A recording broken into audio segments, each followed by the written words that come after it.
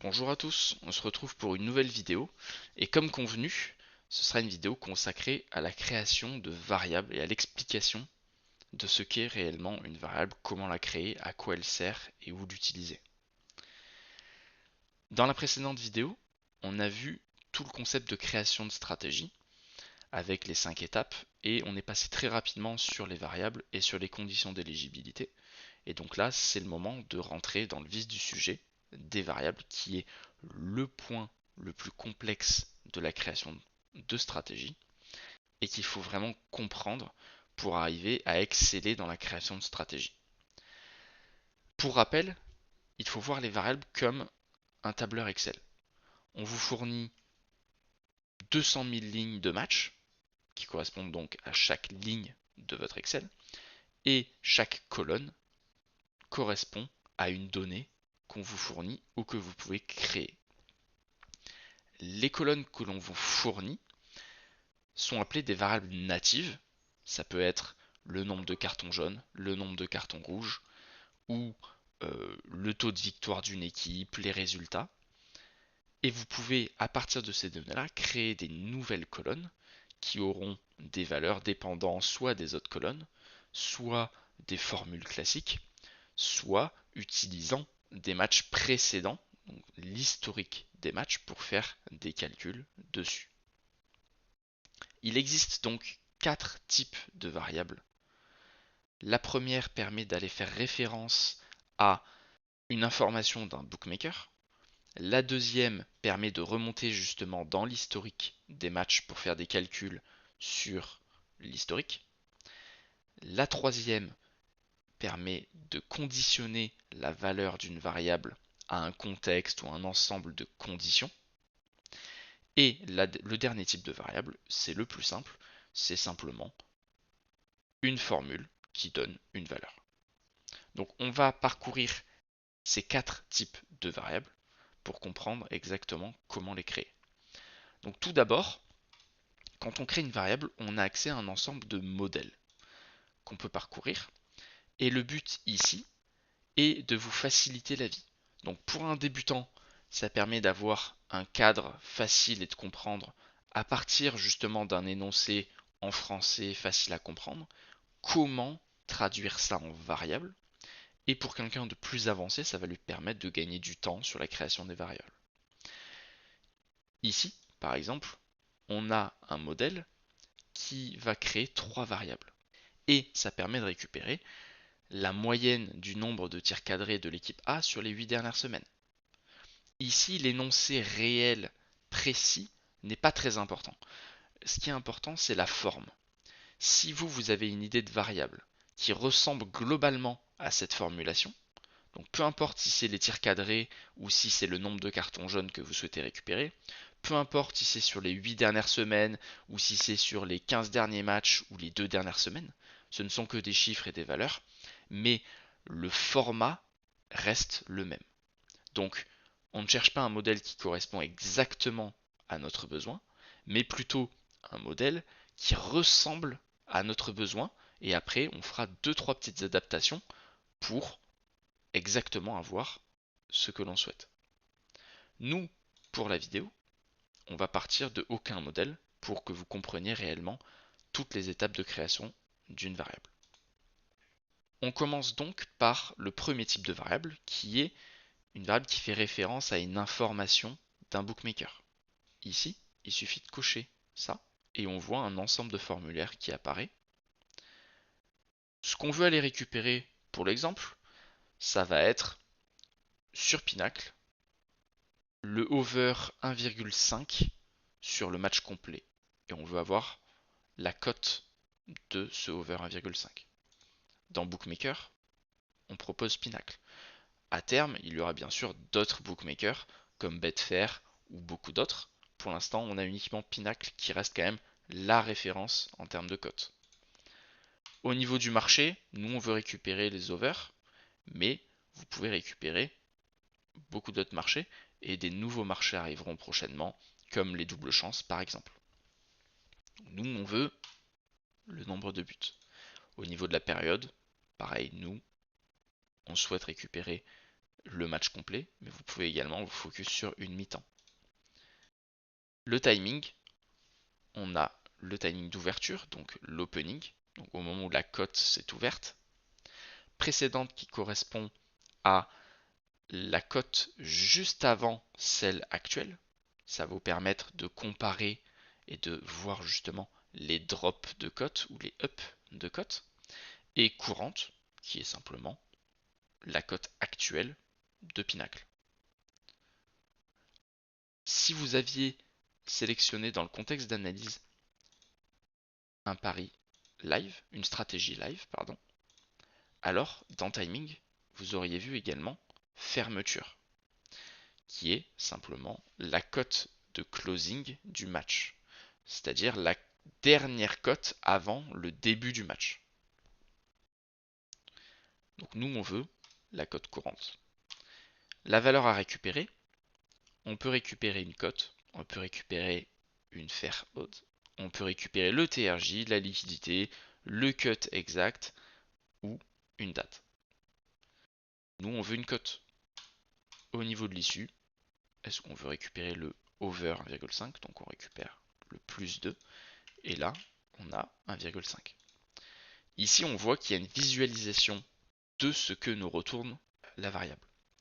Là, la variable récupère bien sur Pinacle la cote actuelle du plus de 1,5 sur le marché, nombre de buts du match complet. Donc c'est bien ce que l'on veut. C'est pas très compliqué ce type de variable et vous l'utiliserez assez peu dans l'ensemble, mais c'est important de savoir que ça existe. Ensuite, le deuxième type de variable, c'est les variables qui dépendent d'un ensemble de matchs passés. Donc là, c'est pour le coup un type très important qu'il va falloir comprendre et qui n'est pas évident à comprendre. Donc si on coche là, on a un formulaire en deux parties. La première partie juste là, que je sélectionne, c'est ce qu'on appelle l'échantillon.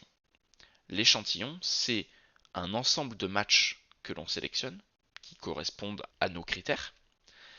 Et cet échantillon-là, on va pouvoir, juste après dans la deuxième partie, juste là, faire des calculs sur l'échantillon. Faire des moyennes, récupérer un taux de victoire ou plein d'autres possibilités. Au niveau du match à sélectionner, on a plusieurs possibilités. On peut récupérer uniquement ceux de cette compétition. On peut récupérer ceux depuis une certaine date. On peut récupérer également un nombre de matchs bien précis.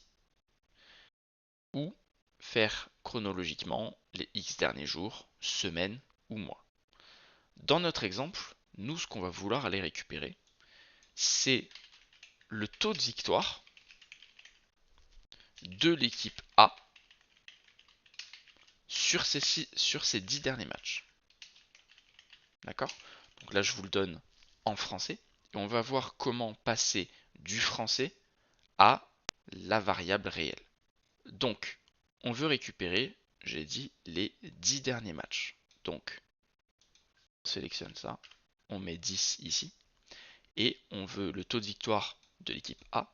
Donc, on ne va récupérer ici, c'est des filtres supplémentaires, que les matchs de l'équipe A. Mais on peut également ne récupérer que les matchs de l'équipe A à domicile, les matchs de l'équipe A à l'extérieur, la même chose avec l'équipe B ou carrément ceux de la confrontation. Là, il y a une notion très importante à comprendre. Vous voyez une notion de équipe A, équipe B, et également une notion de à domicile, à l'extérieur. Ça, c'est une notion très importante à comprendre et que je vais vous expliquer tout de suite. L'équipe A correspond à l'équipe à domicile sur le match qui est actuellement étudié. On va prendre un exemple assez simple. On étudie une rencontre Montpellier contre Paris. L'équipe A ou l'équipe à domicile, c'est Montpellier. L'équipe B ou l'équipe à l'extérieur, c'est Paris. Notre équipe A, si on remonte dans les matchs passés, ce sera toujours Montpellier. Que Montpellier soit à l'extérieur ou à domicile, équipe A égale Montpellier. Donc peu importe le match passé qu'on récupère, les matchs passés qu'on récupère même, équipe A sera bien égale à Montpellier. Alors que si on utilise la notion de à domicile, quand on remonte dans les matchs passés, les équipes à domicile n'est pas forcément Montpellier. C'est-à-dire que le match précédent, Montpellier jouait peut-être à l'extérieur, et donc du coup, si on récupère une statistique de l'équipe à domicile, ce ne sera pas Montpellier, mais ce sera peut-être Toulouse. Donc ça, c'est une notion importante à comprendre, la différence entre équipe A et équipe à domicile. N'hésitez pas, si vous avez des questions sur ce concept-là, à les poser en commentaire, je vous y répondrai bien évidemment. Donc nous, ce qu'on veut dans notre exemple, c'est de récupérer tous les matchs de l'équipe A. Donc on sélectionne équipe A ici.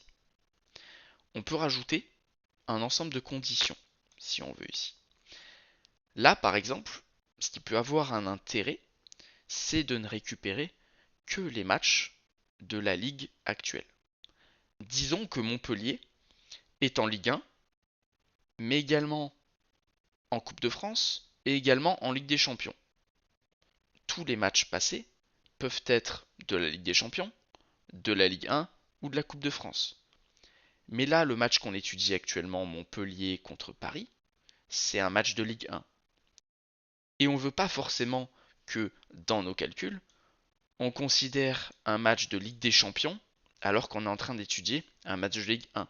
Parce que l'équipe peut changer, parce que les motivations et les objectifs ne sont pas forcément les mêmes, donc l'engagement n'est pas forcément le même.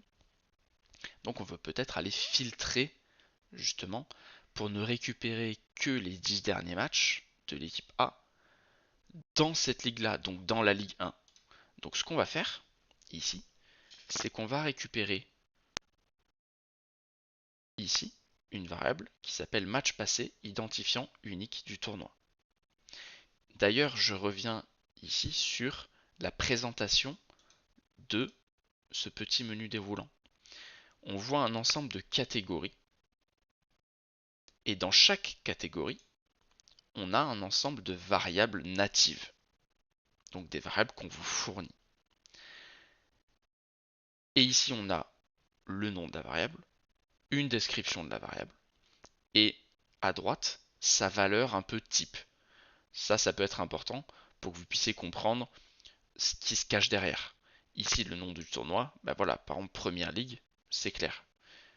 Mais un truc qui pourrait être pas forcément évident, c'est que le TRJ, par exemple, donc c'est un pourcentage, on pourrait vous donner, pour 99%, on pourrait vous donner 0,99. Mais ici, vous voyez bien qu'on vous donne 99, donc c'est bien exprimé en pourcentage. Donc ça peut être intéressant pour ce genre de cas, de savoir exactement le type de valeur qu'on vous renvoie. Alors attention, ça ne veut pas dire que pour le match qu'on étudie, le TRJ est de 99%. Ça veut dire, ça c'est une valeur type, une valeur un peu par défaut. Donc on revient à notre cas, nous on veut que la ligue soit bien la même que celle du match étudié. Ici on récupère l'identifiant unique du tournoi, est égal à l'identifiant unique du tournoi du match actuel. Une autre notion importante, c'est que vous voyez que cette variable-là, il y a écrit match passé, identifiant unique du tournoi, alors que cette variable-là, il y a juste écrit identifiant unique du tournoi. Toutes les variables préfixées par match passé signifient que ça concerne un match passé. Alors que s'il n'y a pas la notion match passé, c'est que ça concerne le match actuellement étudié par la stratégie. Donc faites attention à ça. Et donc là, on compare bien le tournoi du match passé avec le tournoi du match présent. Et on s'assure que les deux soient égaux pour ne récupérer que les matchs du tournoi actuel. On peut ajouter autant de conditions qu'on veut, ici. Et il y a un point important qu'il faut comprendre, c'est ici ce end. Si on clique dessus, vous voyez que ça passe en or. La notion à comprendre, et elle est essentielle parce qu'elle va vous servir au niveau des variables, mais également au niveau des conditions d'éligibilité, c'est que si on a plusieurs conditions, ici par exemple on a 3 conditions, le OR va faire en sorte qu'il suffit qu'une seule ligne soit validée pour que le groupe complet soit validé. Alors que si on met AND ici, il faut que chacune des lignes soit validée pour que le groupe soit validé. Ça, c'est un point important.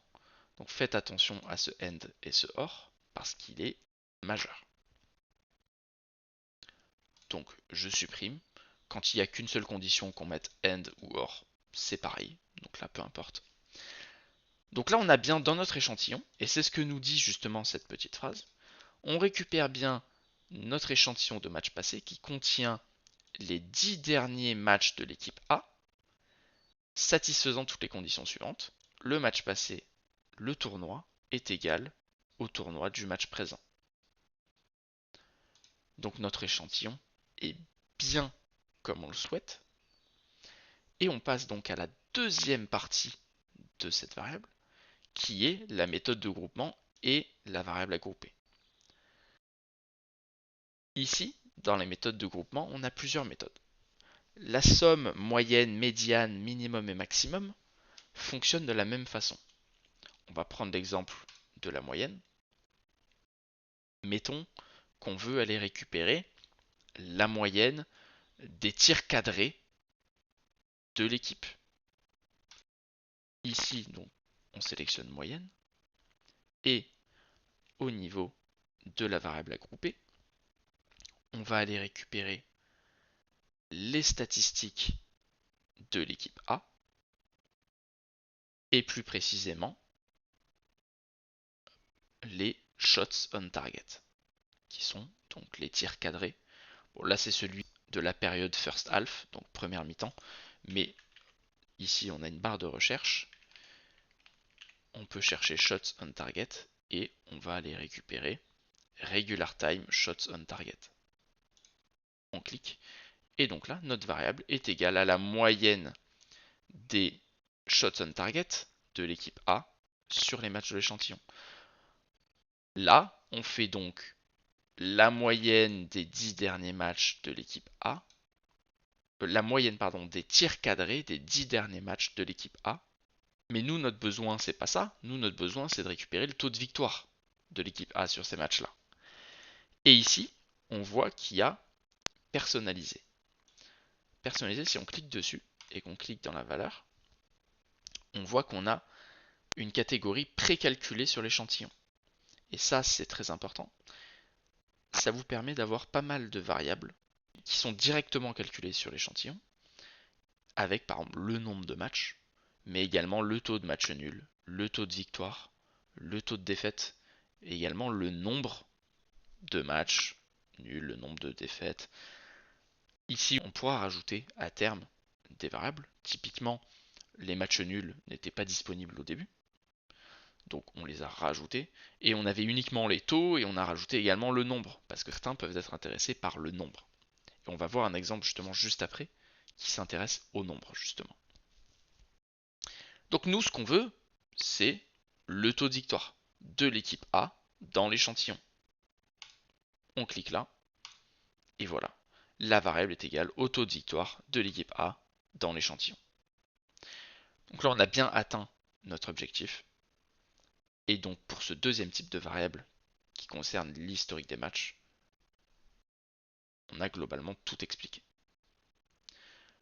Ensuite, il y a un troisième type de variable qui est les variables dont la valeur est conditionnée par un contexte, par une situation. Si on clique dessus, on voit apparaître deux blocs. Un bloc si et un bloc sinon.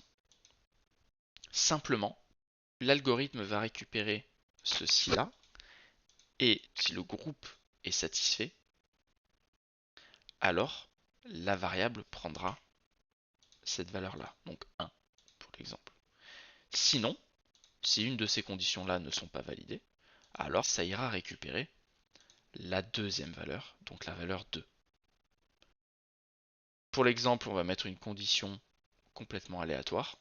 Hop, je récupère voilà, le TRJ de clôture. Je dis que je veux qu'il soit supérieur à 98% par exemple. Et là, comment il faut comprendre ça? C'est d'ailleurs inscrit juste ici. Si toutes les conditions sont satisfaites, donc si le TRJ est supérieur à 98, alors la valeur de la variable sera égale à 1. Sinon, la valeur de la variable sera égale à 2. Pareil, on retrouve ici le système de AND OR, et on peut également ajouter d'autres formules conditionnelles. Là, vous voyez, j'ai cliqué, et ça ajoute un deuxième bloc si, et là, il faut faire attention à l'ordre de vos conditions. Si ce bloc-là, le premier, il est validé, alors la valeur sera égale à 1. Par contre, si c'est pas validé, ça passe au deuxième bloc, qui sera égal à 2. Si c'est validé, bien sûr, qui sera égal à 2. Et sinon, ça ira chercher la troisième valeur dans le sinon. Mais attention, si ce bloc-là est validé, ça n'ira même pas tester les conditions de ce bloc-là. Donc faites attention à la priorisation de vos conditions pour toujours avoir la valeur qui correspond à celle que vous voulez avoir. Et ce qui est intéressant dans ce système-là conditionnel, c'est qu'on peut le combiner avec le type précédent. On revient donc sur notre cas du taux de victoire de l'équipe A, et un cas d'utilisation qui pourrait vous servir, c'est par exemple de dire que si moi mon échantillon, il n'est pas suffisamment grand, donc si on n'a pas justement nos 10 matchs, parce que on a des conditions trop sélectives, ou parce qu'on est en début de saison et on n'a pas énormément de matchs encore, eh bien on peut très bien dire ici que si le nombre de matchs dans l'échantillon est inférieur ou égal à 9, ou simplement est différent de 10, hein, peu importe, alors on veut que notre variable soit égale, comme je vous disais avant, au taux de victoire. Non, pardon, excusez-moi. Là, on dit si justement le nombre de matchs est différent de 10, alors on veut par exemple retourner 0 dans notre variable. Et sinon, si tout va bien, si notre échantillon contient bien 10 matchs, alors on va récupérer, comme on disait avant, le taux de victoire de l'équipe A dans l'échantillon. Là, pareil, vous pouvez ajouter plusieurs conditions, évidemment. Et voilà un cas d'utilisation concret des variables conditionnelles. Donc c'est un outil très puissant dans certaines situations. Vous ne l'utiliserez pas tout le temps, mais à savoir que ça existe et que ça peut être très très puissant. On finit par le dernier type de variable qui est vraiment le plus simple, qui est une formule. Ici, vous pouvez utiliser d'autres variables, qu'elles soient natives ou qu'elles soient créées par vous-même. Imaginons, on crée une variable ici qu'on appelle test, qui est égale à 1, 2, 3. On peut très bien dire ici, je veux récupérer ma variable test et la multiplier par 21. Ici, on a accès à tous les opérateurs mathématiques de base. Donc le fois, le plus, le divisé, et on peut même mettre plusieurs variables ici. Donc on peut mettre 2 fois test, et on fait attention bien évidemment à ne pas, dans la variable taux de victoire, faire appel à la variable taux de victoire. Sinon ça crée bien évidemment une boucle, une variable qui s'auto-appelle, ça ne fonctionnera pas évidemment. Hop, on rajoute le petit plus. Et donc voilà, là on a créé une variable qui est simplement une formule qui utilise d'autres variables de notre stratégie. Là on voit un petit peu comment est structurée une formule. On voit que le nom d'une variable est entouré de crochets et d'un arrobase. Donc quand on a cette syntaxe-là, ça veut dire qu'on fait appel à une variable. Après, les opérateurs mathématiques, vous les connaissez. Et donc, c'est assez simple de saisir une formule. Voilà pour l'explication des variables. Je pense que j'ai fait le tour de tous les types de variables et on verra dans une prochaine vidéo un cas concret de création de stratégie où justement on va pratiquer les variables avec les différents types de variables sur des cas réellement concrets avec un intérêt. Et vous pourrez comprendre facilement comment on peut les utiliser. Après, à savoir que les variables qui sont créées juste ici peuvent être utilisées dans les formules finales. Ici, par exemple, je peux très bien faire appel justement à mon taux de victoire de l'équipe A sur les 10 derniers matchs. Et dans les conditions d'éligibilité, je peux également faire appel à mes conditions juste là. Donc, tout peut être une variable et toutes les variables peuvent être utilisées partout dans votre stratégie. Donc, comprenez bien tous ces types de variables-là et utilisez-les à bon escient. Voilà, j'espère avoir été clair dans mes explications.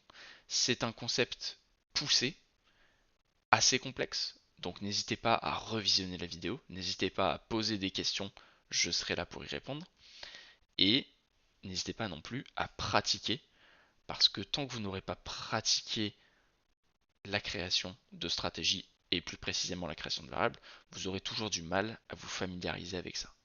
Et un dernier point, quand vous sauvegardez une stratégie, ça va aller estimer du coup tous les matchs du calendrier des matchs. Et pour chaque variable que vous avez créée là, vous aurez pour chaque match la valeur des variables. Et donc vous pourrez comprendre, ça on le verra bien sûr dans une autre vidéo, hein, mais vous pourrez donc comprendre pour chaque match la valeur de chacune de vos variables et de chacune de vos conditions d'éligibilité juste là, pour comprendre pourquoi un match a été envoyé, pourquoi il n'a pas été envoyé, et peut-être comprendre que certaines de vos variables ont une syntaxe qui n'est pas correcte ou font appel à des variables qui ne sont pas correctes non plus. Et donc on a tout un système d'analyse derrière de vos variables qui vont permettre de comprendre ce qu'elles font réellement. Donc ne vous en faites pas, vous ne serez pas lâché dans la nature une fois la stratégie sauvegardée. Vous aurez tout un système d'analyse qui vous permettra de comprendre toutes les variables. Voilà, je vous souhaite une bonne journée et je vous dis à la prochaine.